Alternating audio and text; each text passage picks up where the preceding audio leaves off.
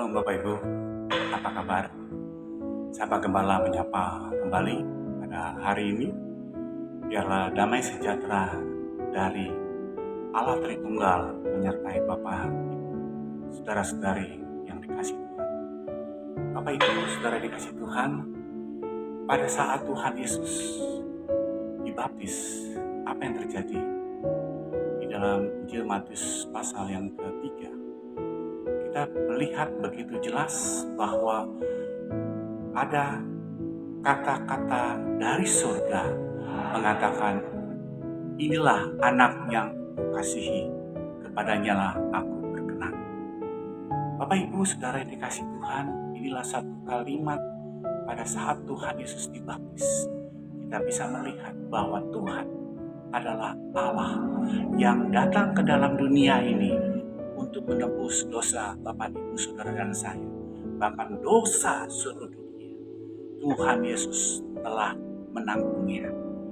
Oleh sebab itu, hanya Dialah yang dikenan oleh Bapa untuk menjembatani manusia yang berdosa, supaya manusia tidak binasa oleh karena dosa-dosanya, tapi manusia boleh datang kembali kepada Tuhan oleh karena Tuhan yang Maha Mulia telah menebusnya melalui pribadi Tuhan Yesus yang adalah 100% manusia dan 100% Allah.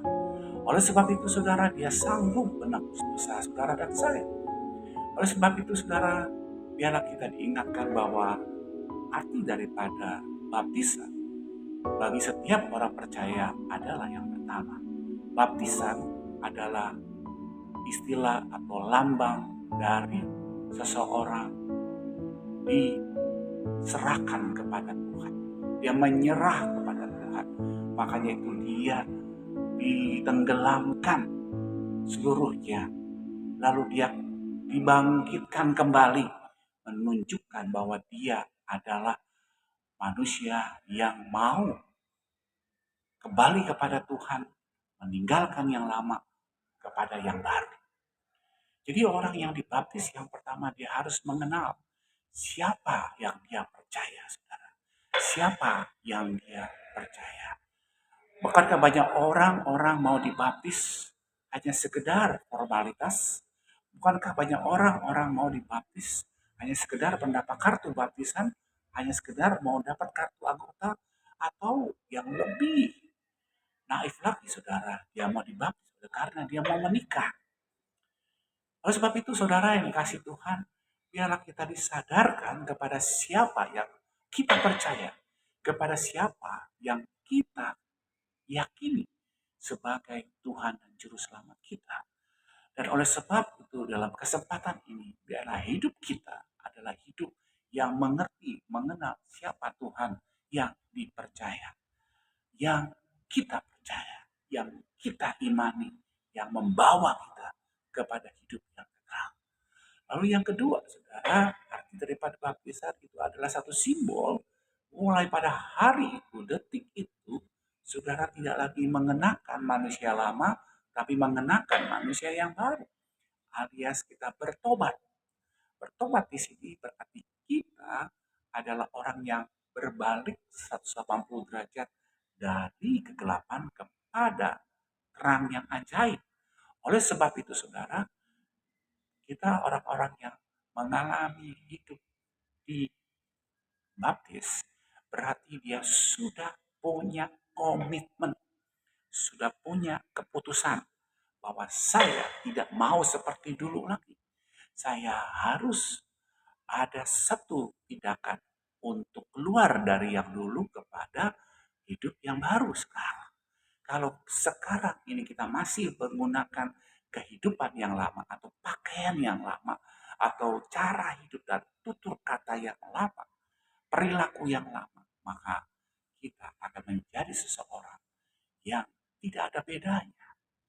Oleh sebab itu saudara, selain kita menjadi seseorang mengenal siapa yang aku percaya, kita juga ada satu tekad untuk menjadi seseorang yang tahu bahwa saya bukan yang dulu lagi.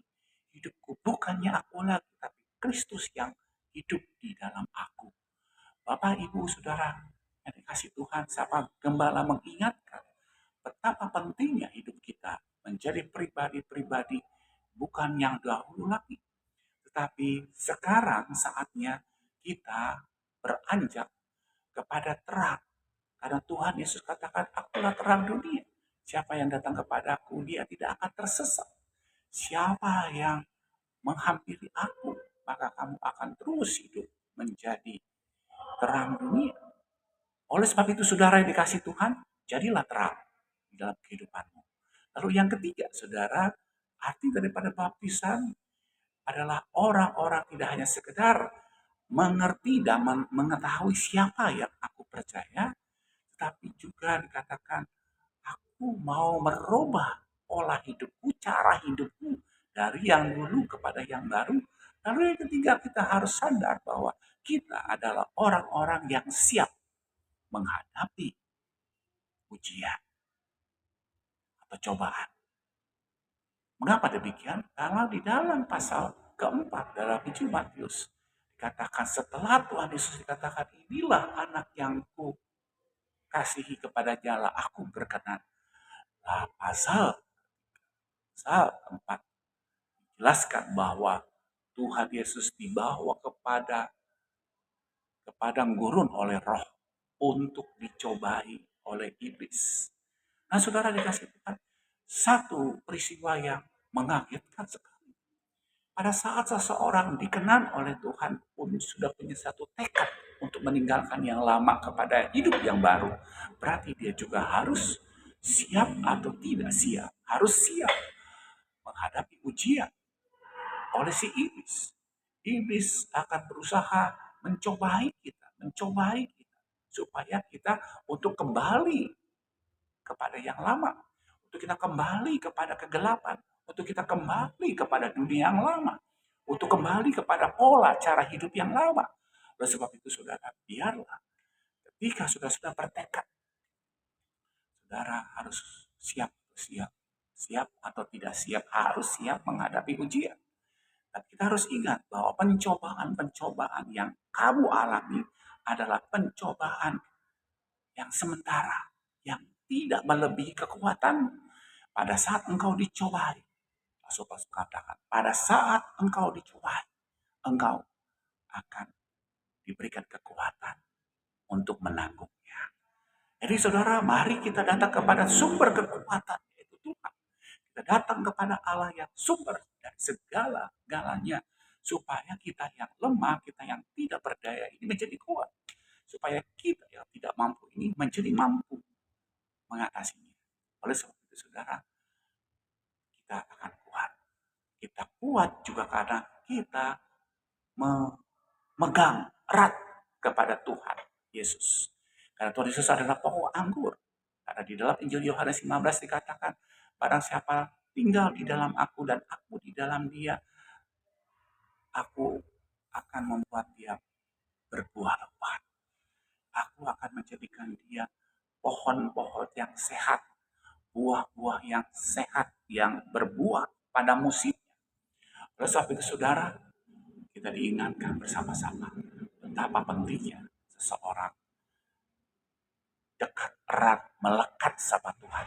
Jangan kita lupa akan Tuhan. Jangan kita meninggalkan Tuhan di dalam iman kita. Tapi kita harus menjadi pribadi yang melekat erat kepada Tuhan.